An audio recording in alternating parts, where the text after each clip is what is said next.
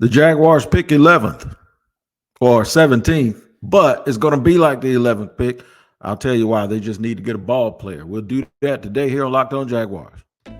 You are Locked On Jaguars, your daily Jacksonville Jaguars podcast, part of the Locked On Podcast Network, your team every day.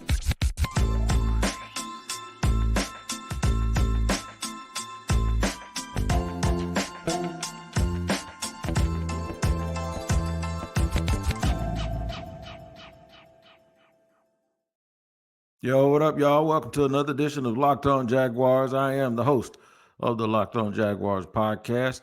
We're at your team every day. We thank you for making us your first listen. By the way, my name is Tony Wiggins. All right. And I have to let you know, direct you to our YouTube page called Locked On Jaguars. Go over there, subscribe, hit the like button and subscribe, and then hit that bell and you'll receive notifications each and every time we drop an episode. And then if you listen to audio podcasts, wherever you happen to do that, make sure you check back every single day so that you don't miss an episode. And this episode is brought to you by FanDuel. Make every moment more. Right now, new customers get $150 in bonus bets with any winning $5 bet. That's $150 if your bet wins. FanDuel.com/locked on to get started. I want to shout out to my everydayers too, people that listen to the show every single day. You can be one of them. All you got to do is listen to the show every single day. If you see me in public, just tell me you're an everydayer. And I guarantee you I'll come up and talk to you. We'll even mention your name on the podcast. All right, what we're going to talk about today is the Jacksonville Jaguars. As I look at my beautiful thumbnail, I said the Jaguars will pick 17th, but get their 11th choice. And I mean every bit of that. I'm going to go through and explain exactly what I mean when I say that. You want some Kool-Aid? I hope you do, because the way this thing is setting up, the Jaguars are going to have their choice of some ball players that I think can really, really get on with it. And it might not be at the position of choice that you want, but Kool-Aid McKinstry is one of those guys. Not only does he have a cool name, not only does his name the nickname I call my grandchild because of his Kool-Aid smile, but he also fits a need as a man-to-man corner. The Jaguars might not have that addressed after free agency, so we'll talk about Kool-Aid. And then in the third and final segment, just get a baller. I'll remind you of something that happened about a year ago, a little bit more than a year ago, and why it's important to just get a good ball player. All right, so let me go back to the first segment and not bury the lead. What I mean by when I say the Jaguars will pick 17th, but they will get the 11th choice. They'll pick 17th if they don't make a trade. If they don't trade for someone, or if they don't move up or move back, they will have the opportunity to pick 17th. And the reason why I think they'll get their 11th choice is because of this. I looked at a big board, right? And I know these big boards are not accurate because there's not one person in the National Football League who is going to make a decision on draft night that has their big board ready. And if they don't have their big board ready, or if they do have their big board ready, they're not telling anybody. It's not in their job description to be able to share that information with folks and not have it bite them in the butt. So you're not going to get any information. And if anybody tells you that somebody is somewhere on somebody's board before the draft, they're lying, because they would have no idea of knowing that other than just guessing. So make sure that they frame it as a guess or an educated guess based on histrionics or whatever. But don't let them tell you that somebody told them who's somewhere on their board, because they're not going to tell you. That's not the truth. And if that ever did get out, whoever's board that is should get fired, because there's operation security right now. There's an absolute need to know. Anybody who's in the military knows what OPSEC is. This is operation security is a need to know basis. And there's only one or two people that need to know. How many times have you heard on draft night that the only person that knew what the pick was the GM and the owner? Not even the coaches know what these picks are. So I'm thinking that the Jaguars are going to get their 11th choice, because some good news has come out. And let me tell you what it is. They're talking about 5 quarterbacks in the first round, presumably. 5. So that's one position that you know the Jaguars don't need any person. So if you take 5 away from 12, that 5 away from 17, that puts you at number 12. And that's what I mean. The Jaguars are not going to draft a player at a certain position. So if they're not going to take a person at a certain position, then that means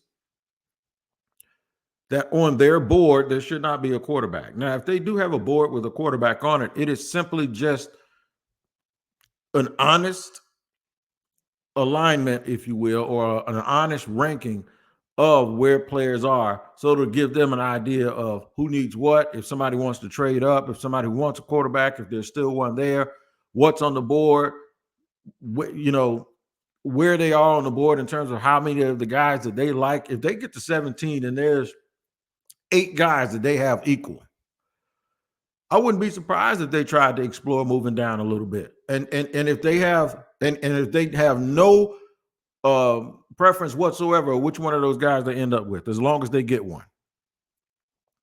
And I would suspect that those guys would have to be lumped in the same position. And based on where I think a lot of these folks are going to fall, that's either going to be wide receiver, corner, or right tackle.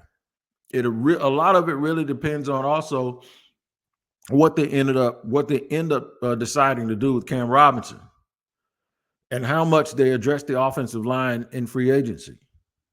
But trust me, they're going to take a player or two either in free agency or in the draft that you don't think that they need. Because a lot of fans are going to be looking at trying to build this team based on what this team needs next season. And in the draft, that's not necessarily the way that you go. Because when you win in the NFL, it's going to be a culmination of a bunch of off seasons all put together. And generally, it's who can amass or who can get the best quarterback and surround him with the best players and the most consistent coaching staff to have a shot at winning year after year and year over year. So the Jaguars might look at it like this. We don't have a corner on our roster prior to free agency that is going to be under contract after the 2024 season. The Jaguars might look at it and say, we can draft a tackle for the future because the 2025 draft doesn't have a guy that would even crack the first round at that position. So, and we don't plan on picking very high. So we need one now. Even if we work a deal out with Cam Robinson to keep him this year and lower his cap, at some point they're going to need a tackle, even if it's a right tackle. Teams are always using the draft to look forward. This is why having a quarterback is such a good deal. And it doesn't mean that, look, we're not going to get into talking about whether or not we think Trevor Lawrence is generational and all of that stuff. The bottom line is, when this team had Blake Bortles, they were committed to Blake Bortles.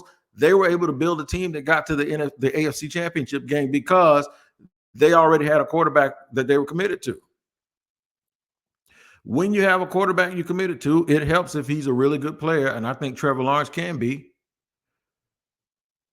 When you have that guy, whether he's good or not, if you're committed with him, there's this burden off of your shoulders. You don't have to reach for him. So now, when all of these other teams are trying to draft quarterbacks, you don't have to do that. They also not in the edge rush business. This is why if there's 4 quarterbacks and 2 edge rushers, the Jaguars, in my opinion, in the first round will now be picking 11th. If there are 5 quarterbacks, I don't think the 5th quarterback is going to be taken before 17th, but if there's 5 and then there's this rush to try to get up and get the 5th one, that's when the Jaguars can move back a little bit and get an extra 2nd or a 3rd, probably a 3rd, unless they go all the way back to the end of the first round. So, yeah, when you don't have a quarterback, you get a chance you have to find one. And when you do have a quarterback, you get a chance to build your team up. The Jaguars hit on 2 drafts in the first round after Trevor Lawrence with both Trayvon Walker and Anton Harrison. As much criticism I've given Trent Baalke, they have done that. I think they have a chance to do it again. I think the fact that they're not picking an edge rusher or a quarterback boosts that 17 all the way up to the 11th, and they might get the 11th best player on their board that's going to help their team. If that happens, they're going to be looking at a starting receiver, which also could happen whether or not they go after Calvin Ridley and bring him back, because they'll still need a receiver, because I think they're going to part ways with Zay Jones. Or maybe it's a corner, or maybe it's a right tackle if Mims is there from Georgia, or Darius Mims. Maybe it's a wide receiver like Mr. Franklin from Oregon, or Keon Coleman, or somebody like that. The Jaguars are going to be able to get him a good player. But Kool-Aid might be the one. I'm going to talk about Kool-Aid McKinstry and his prospects and what he could actually bring to the Jacksonville Jaguars. We'll do it in just a second here on Locked On Jaguars.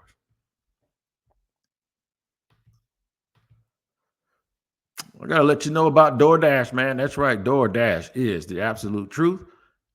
And if you don't believe me, you need to believe me. Trust me, they are very, very good. Ever since 2020 and before, I've been using DoorDash all through 2020 and 2021. And then I moved to a new area and bought a new house. And guess what? DoorDash checks in every single time with my order, even though I'm not on all of these maps and you can't find me on a lot of the navigation system. DoorDash did, and my food got here, and it's hot. Even my groceries. I get dinner and I get groceries for the week with DoorDash. Man, I'm absolutely telling you, you don't have to do without DoorDash, even though football season is over with, because baseball season and basketball season and all of that stuff. Basketball season is the Final Four. All of those things are right around the corner. So make sure you tap into DoorDash, get the DoorDash app, and use DoorDash because your food will get to you on time. Groceries, neighborhood stores, all of that. It's DoorDash.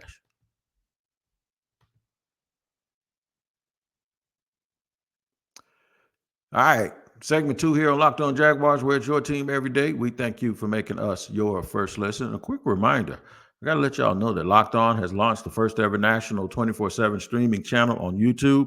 And now you can also find it on Amazon Fire TV. Locked On Sports Today is here for you 24/7, covering the top sports stories of the day with the local experts of Locked On, plus our national shows covering every league. Find the Locked On Sports Today channel now on Amazon Fire TV. Kool-Aid. Y'all want some Kool-Aid? You remember in remember the movie Friday when Craig asked Smokey, you want some Kool-Aid? And Smokey said, man, you know I want some Kool-Aid, right? So Kool-Aid McKinstry, like I said, he happens to also, that's my nickname I gave my grandson. So it's really, really cool. And I promise you, if they draft Kool-Aid, I'm going to buy my grandson a jersey that says Kool-Aid on it. Kool-Aid McKinstry is a cover corner out of University of Alabama. He was like a 5-star recruit out of high school. 6 feet, about 190 pounds. Got the quicks, got the goods. And I think he's going to be a fabulous NFL player. If you didn't watch the Super Bowl, which most of you should have, if you didn't, I cannot believe you, and you need to grow up, right? You saw corners, especially from the Chiefs side, play man-to-man and really get up and challenge some real good receivers in Deebo Samuel and Brandon Ayuk. You're going to lose some of those battles in the NFL, especially when you're playing against good players. You're going to win some of those battles too, and you're going to make the game very, very difficult if, regardless if you win or lose on every single play, if you continue to challenge people. Even with the 49ers, even though they played a little off and they were mixing man and zone, they didn't give anything easy to Patrick Mahomes, especially early in the game with Charvarius Ward. Those lengthy man-to-man corners, the guys that can get up and bother you and be athletic, are at a premium right now because you really can't touch wide receivers. So you need guys that know how to move their feet, that play with anticipation, and guys that are super, super confident and have short memories. And that's what I think Kool-Aid is. And I also believe Terrion Arnold is that guy from Alabama. I just think Arnold, because he's a little thicker athlete, he has a basketball background too. He jumps out of the gym. I just think he's going to be gone. And I think right where the Jaguars are picking, which, like I said, it will be the 17th pick, but in my opinion, it will be like pick 11 because there's some guys up front that they're not going to take them anyway. The quarterbacks and the edge rushers, I don't believe the Jaguars are going to touch that in the first round. I will mention, though, in segment 3, there's one guy that is very, very intriguing along the line.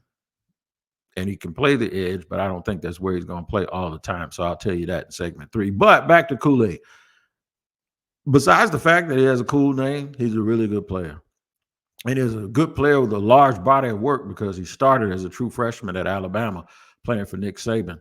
And the love that he gets from people in the scouts, it goes all the way back to high school. So there's a large body of work. There's a big sample size for you to get, and he's done exactly what you're going to ask him to do in the NFL. So I think Kool-Aid McKinstry is somebody that the Jaguars could actually end up with because of where they're picking. There's a few scenarios where he continues to be the guy that falls to him. Nate Wiggins is obviously another option. he plays like those well, he doesn't play like McDuffie, but he sort of plays like L'Jarius Sneed, where he takes a lot of chances. The only thing is, I don't think Nate Wiggins is as physical as L'Jarius Sneed, as we saw him taking on blocks and going in and rerouting Trent Williams on a running play and all of this stuff. And Trent looking at him like, "Oh, you little fella, what are you doing?" But he's a feisty one. He also got away with a little Jalen Ramsey, and I call it the Jalen Ramsey because he slipped and fell the way Jalen did on the play that sealed the Super Bowl for the Rams when Aaron Donald pressured Joe Burrow. The same thing happened the other day on a big play as the 49ers were trying to go way up in the game in overtime. And they ended up having to settle for a field goal because Chris Jones pressured the quarterback. Well, Brandon Ayuk had put the okie doke on L'Jarius Sneed and gotten loose. But those are the battles that I talk about when I say guys are going to get beat. Guys are going to get beat, but you want to see them continue to fight. There isn't a cornerback alive that hasn't gotten beat, and Deion Sanders included, and he's the GOAT. He got beat too. I saw Darrell Green play a game against Michael Irvin. I think Irvin caught 10 balls or 11 balls, and 10 of them were for first downs. And it was the only game the Cowboys won all season. So it's stuff like that. That wasn't the year they won one game. There was another year, but Washington was a better team, but Dallas beat them because they couldn't stop Michael Irvin from catching first down. So corners are going to have their days, man. I remember T.O. catching like a 90-yarder on Champ Bailey when Champ missed the tackle. It happens. But can you get up and continue to compete and continue to play? And that's the thing. You want guys to have a certain mindset. You want folks that are yoked a certain way, that approach the game a certain way. And some people are saying, to me, I've been hearing it every day, it doesn't matter because Balk is going to screw it up. And I know I said that they have to be, it's going to take more than a handful of players to make them a physical football team. I said that yesterday. And it's going to take a group effort in order for them to change their mindset. And it has to happen off the field as well. But you can at least, until you get it right, you can fake it till you make it. And what they have done, I will give them credit between Trevor, Trayvon, and Anton. They have got, and with Travis Etienne, they have got the first round correct. They've gotten it right. This is why I say you can't just cherry pick and just get the first round right. You have to get the rest of the draft right too. Getting the first round right is easy scouting. Easy scouting is what they call it. But there have been some situations where people even screw that up and those guys get run out of the league. So let's just hope that Trent continues to at least get the first round correct. I'm going to tell you why it's important to just get a ball player. Just get a dude, regardless if he's at the top position of need. If it's a pick people don't like, don't worry about it. Make sure you get a ball player. I'll give you a perfect example of why that is true, and I'll do it in just a second here on Locked On Jaguars. All right, I got to let you know about FanDuel, man. Today's sponsor for our show, because right now, new customers get a $150 in bonus bets with any winning $5 bet. Get your buckets for your first bet on FanDuel, America's #1 sportsbook. That's $150 if your bet wins. Bet on all your favorite NBA players and teams with quick bets, live same-game parlays, exclusive props, and more. Just visit FanDuel.com/lockedon and shoot your shot. Now listen, read. They give you all of the information. All you got to do is click and get the tutorials, find out who's playing, what the trends are, how they've been playing lately before you make your wager. And a lot of times in the NBA, it's tricky, man. So you better pay attention. And FanDuel gives you all the information and allows you to do that. Just visit FanDuel.com/lockedon and shoot your shot. FanDuel is an official sportsbook partner of the NBA.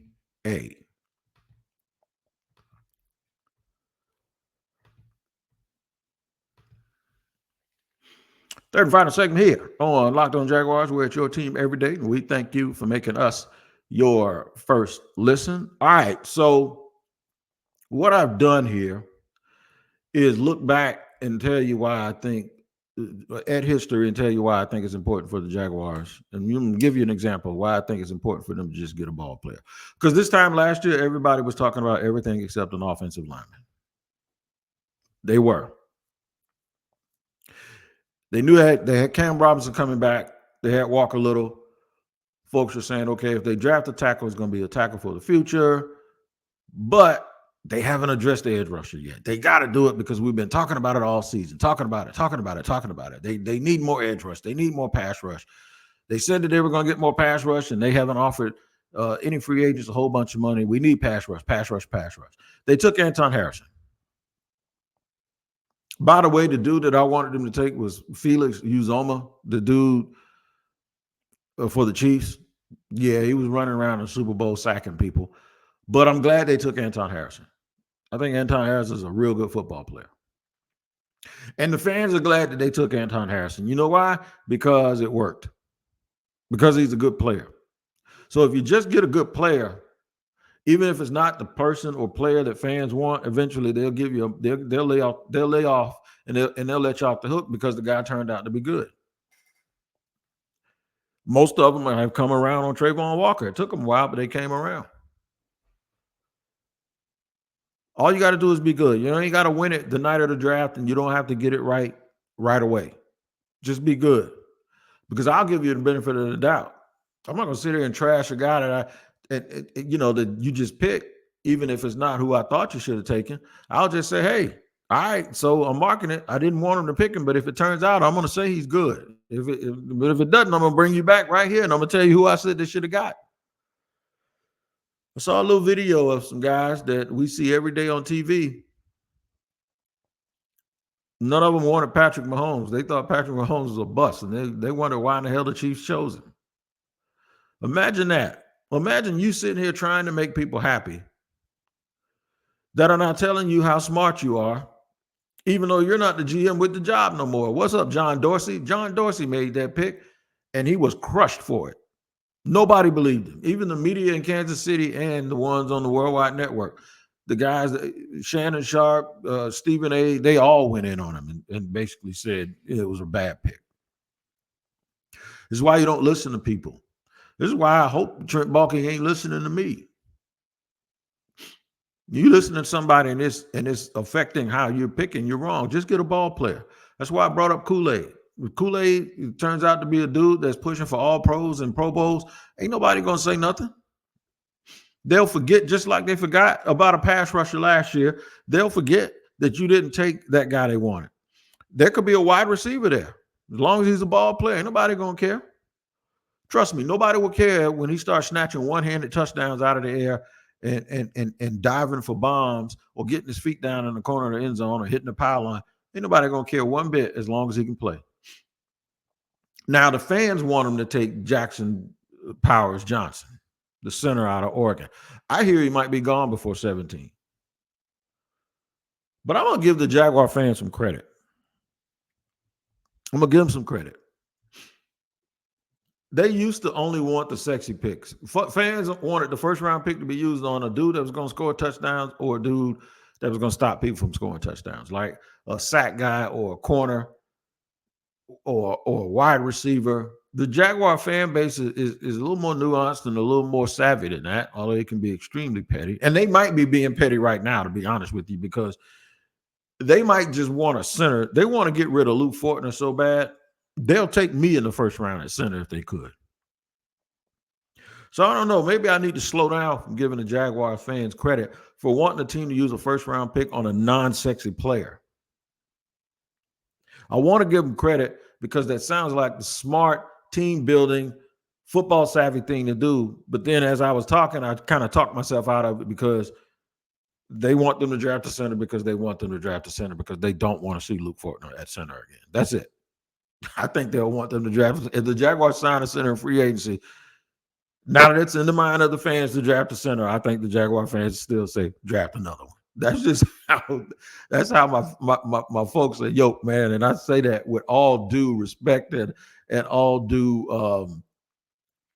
no, actually, I'm riding you, but that's just what it is. But I'm kind of telling the truth a little bit. It's like one of those things that can be true and funny at the same time. Well, that's it. The Jaguar fans don't care nothing about all of that. But you can't worry about that. You just have to get a ball player, man.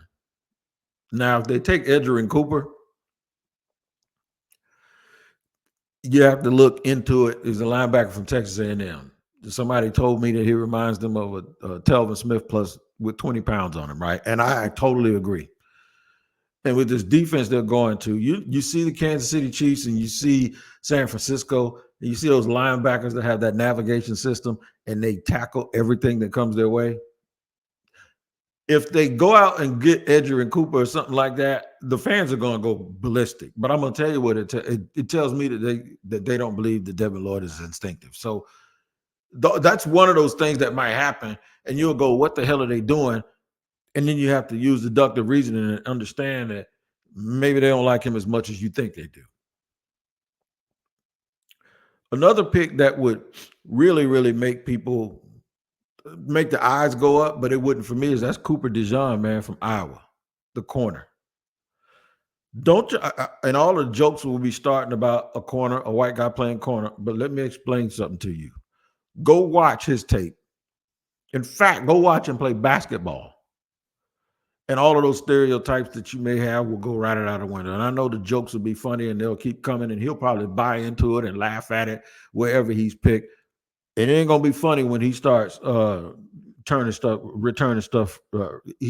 Some people don't think he's going to be a corner. They think he's going to be like Brian Branch. And by the way, Detroit is like a perfect place for Cooper DeJean to go because he's built like that. He's built like that. And Green Bay, everybody keeps saying that. Cooper DeJean is going to be a good player in the NFL. He's going to be a real good player for a long time. So yeah, from the looks of it, if we're keeping it a buck, man, it's going to be a really good corner, a really good wide receiver, or a really good offensive lineman.